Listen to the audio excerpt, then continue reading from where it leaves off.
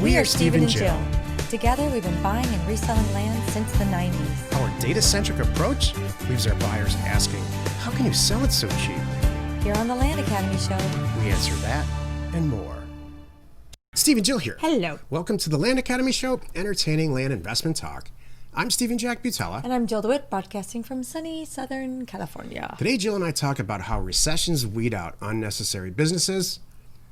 And if you listen to yesterday's show, we will resolve the mystery, apparently. The mystery in this title. Don't worry, it's not you. We don't mean you are unnecessary or your business is unnecessary. It's a bigger thing.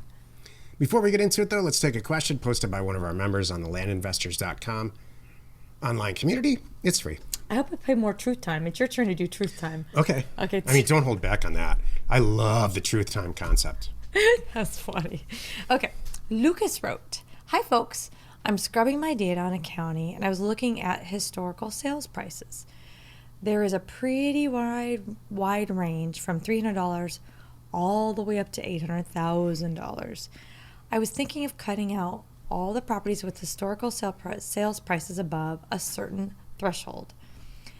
$30,000 as an upper limit, for example. Many of the properties don't have historical sales prices in the data, so I'll leave those alone. Does this make sense? Am I missing out on big cash opportunities by omitting these properties?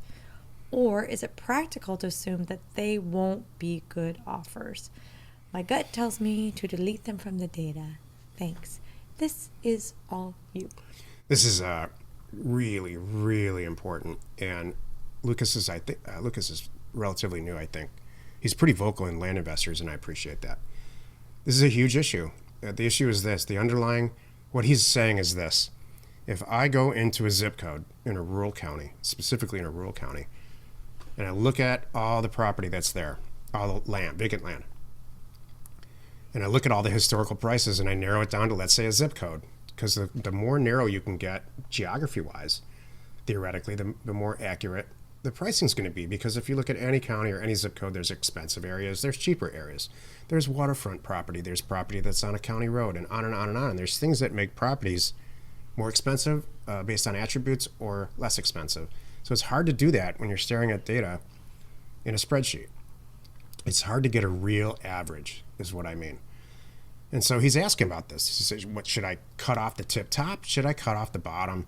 Kind of go with that center bell curve average and get it all out there? Or should I just start really surgically cutting out properties? Which leads me to the two theories there are two theories about pricing mail campaigns: the shotgun approach and the rifle approach.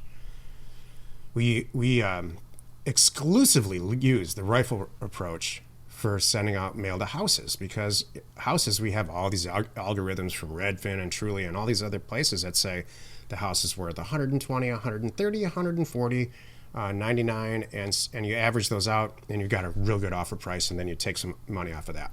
Real simple stuff when you send out a mailer. You can try to do that, which is alluding to here, for land.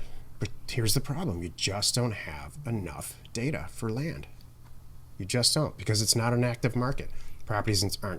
People aren't buying and selling properties the way that they do houses. It's just the velocity of the whole industry is a lot slower.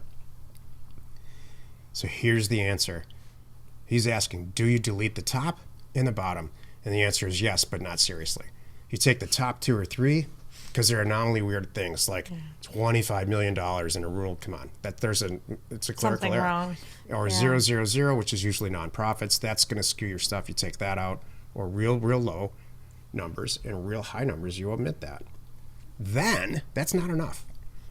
Then, you got to go in and test it. And I can't emphasize this enough. So when you're done and you sit back and you say, $1,582 an acre for this zip code in this county is correct, take a break, have a cup of coffee, come back to your desk, and test 10 or 20 of the properties as if you were buying them, as if somebody signed the letter, signed the offer, sent it back to you and said, I'm ready to do this deal, thanks.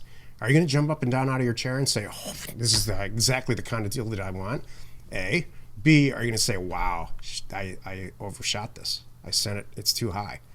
I actually don't want to buy it. I'm going to send Jill back in and try to renegotiate it. You don't want that. Believe me, for social reasons in my world, you don't want that. That's definitely truth time. Or number 3, he sent the person a ridiculously low offer, like $600 for a property that's worth $30,000 or $40,000. That's not going to get anybody's interest. They just crumple it up and throw it away. Right. So there's an art to this, and all this leads me to this point.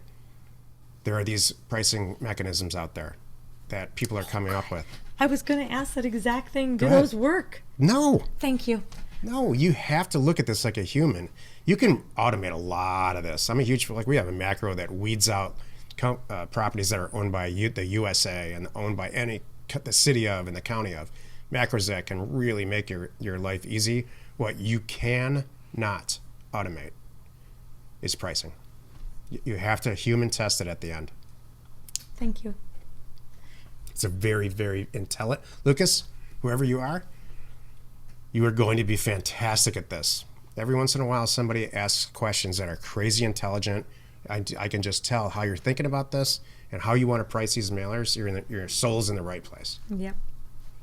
It's good. Today's topic, recessions weed out unnecessary businesses. This is why you're listening. By the way, did I mention I'm in the John Deere Club? No. What's that all about? Apparently. Of all the people. What's the John Deere Club? I'm like a John Deere. It's not like you're a frequent shopper. It's a land thing. I hit whatever threshold. This is some classic stuff. I'm realizing like, what's going on here? And it has to do with some of my. I'm in the heavily into the whitetail properties community, working with these brokers.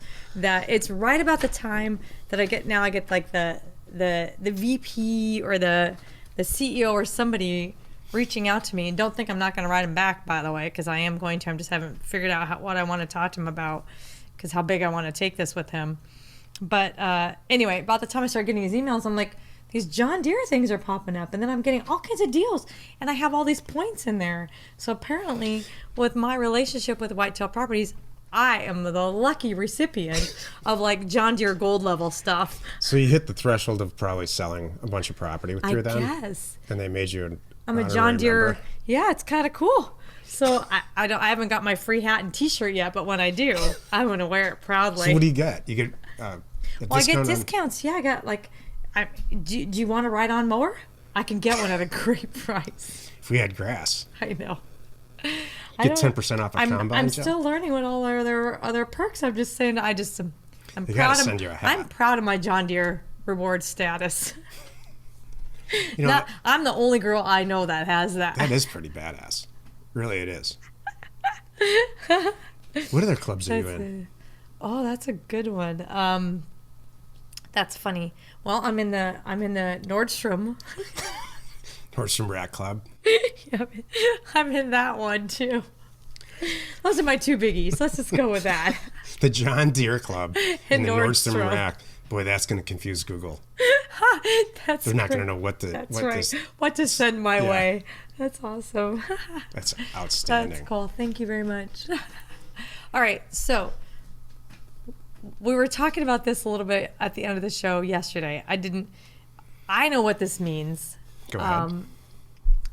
Well, I'll let you explain what it means. What I was explaining is what it doesn't mean.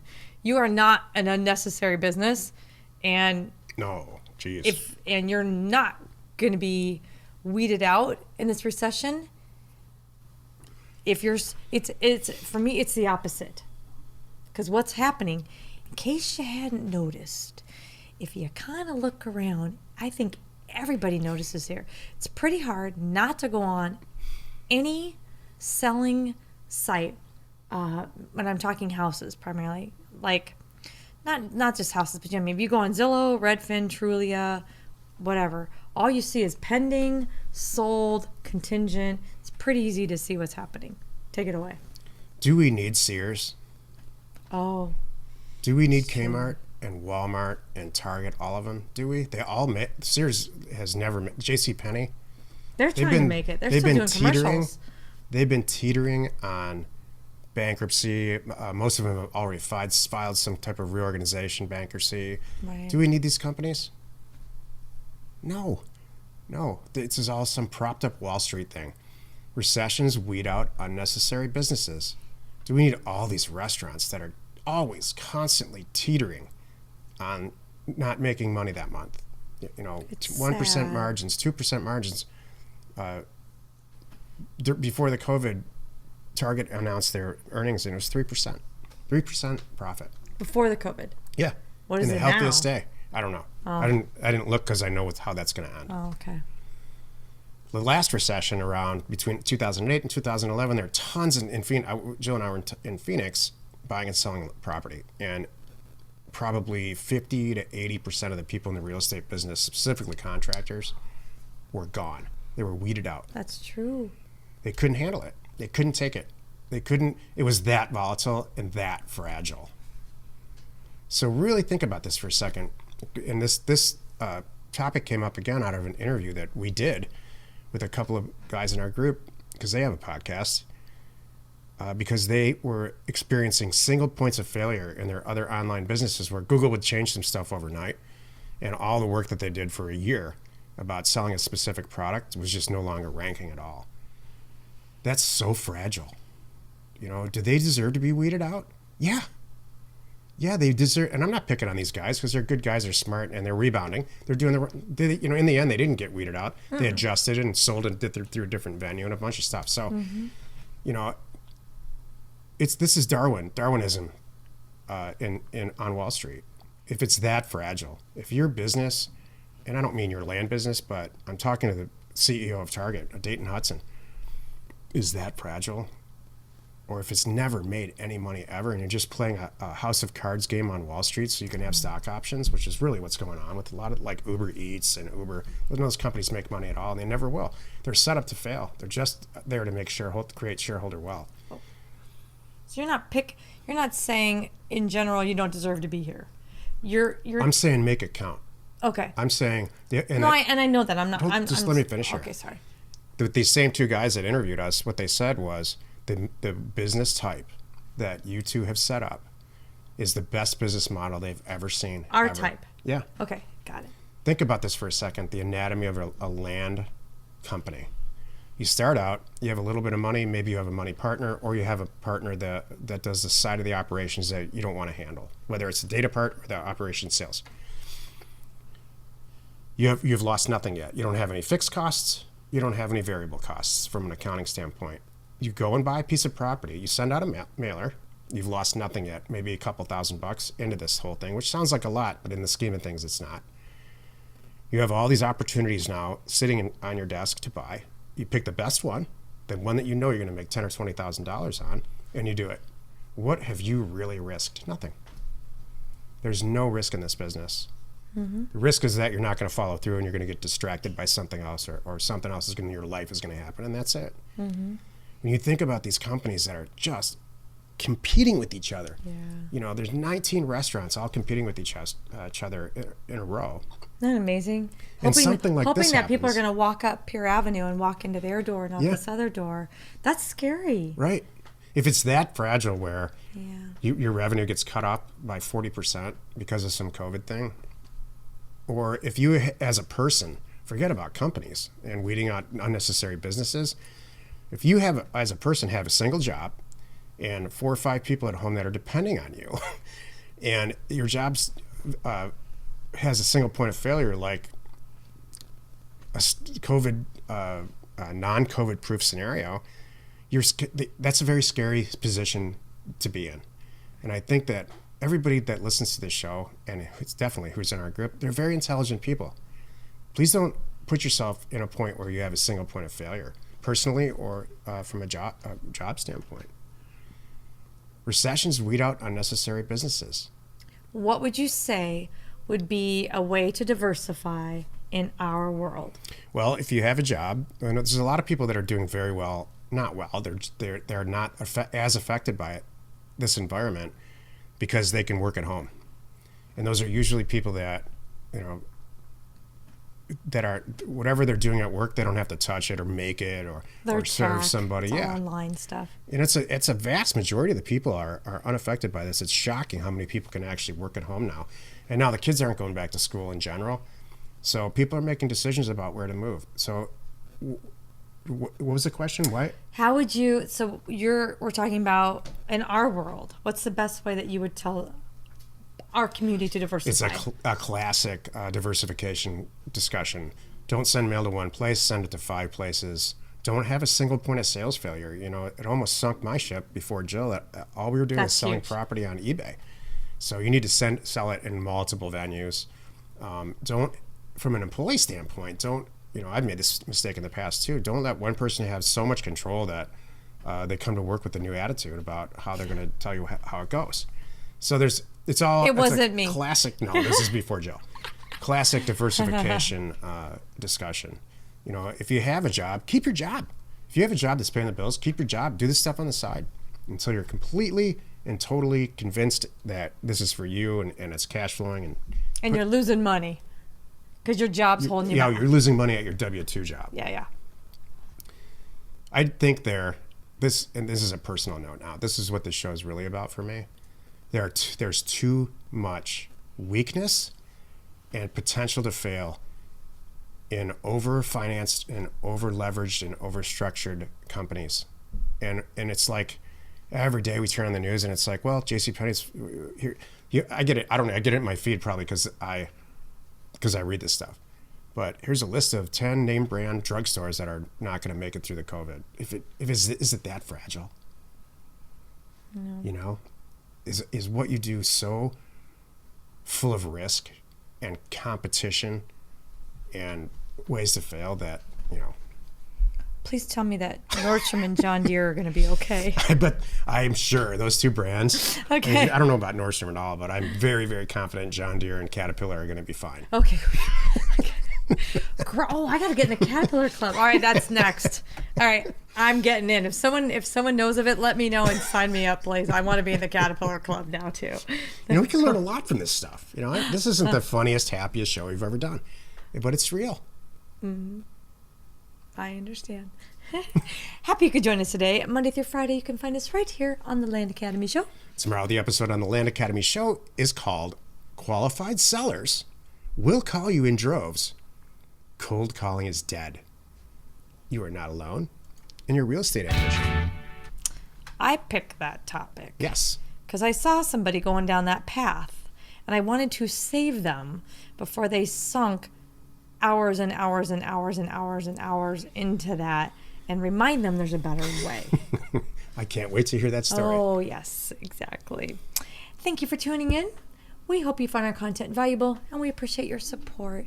If you haven't already, please check out our YouTube channel and hit the subscribe button. And your comments and suggestions help us create the type of content you're here for.